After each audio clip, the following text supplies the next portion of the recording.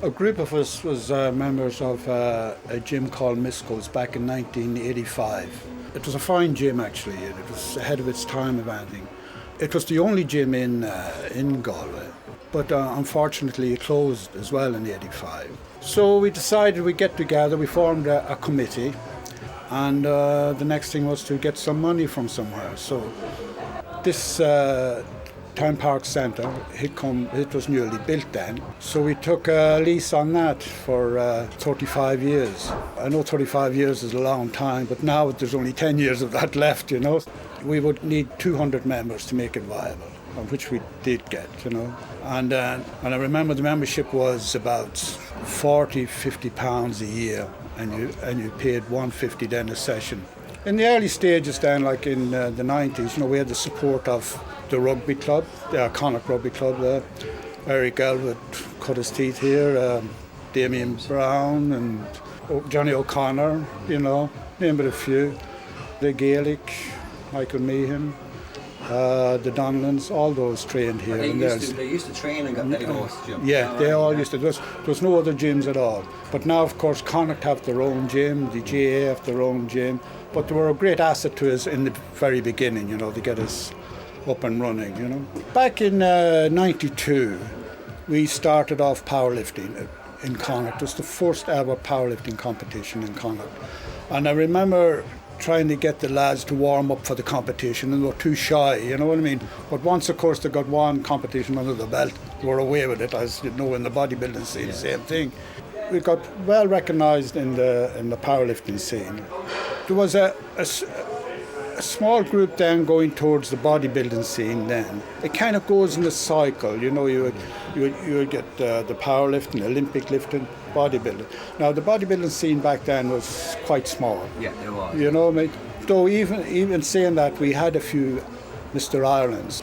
And now, of course, with the likes of yourself coming in on the scene, and it's taken the bodybuilding another step forward. I can't stress enough how important it is for ladies to do weight training or some sort of resistance training, you know. Like going back to the old days with the footballers and that, they always tried to stay away from weights because they thought weights was bad for them. It would slow them down and all this.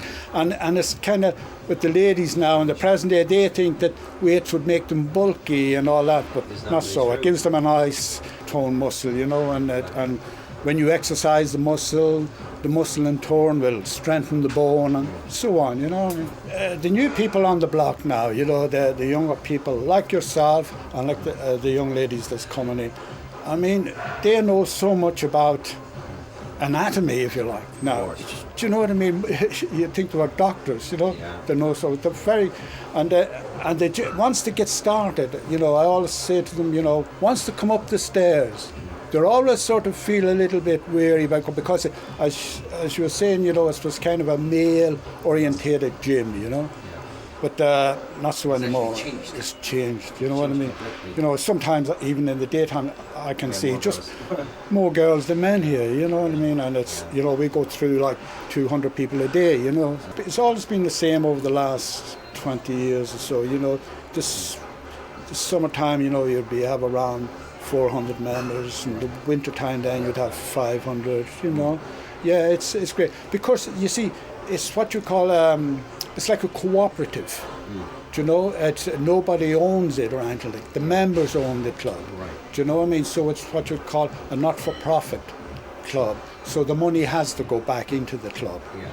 You know? It's actually coming back because I can see, you know, quite often the new equipment, you know, more plates, better machines, you know. That's pretty good, I think, because that's what the members actually expecting from the gym, you know. Yeah.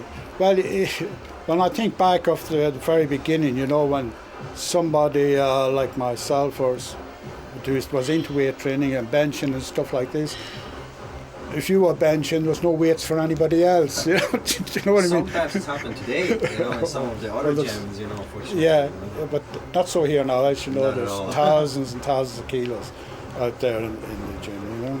Thank you very much for your time, Tony. It was a pleasure to talk to you. Thanks very much for talking to me.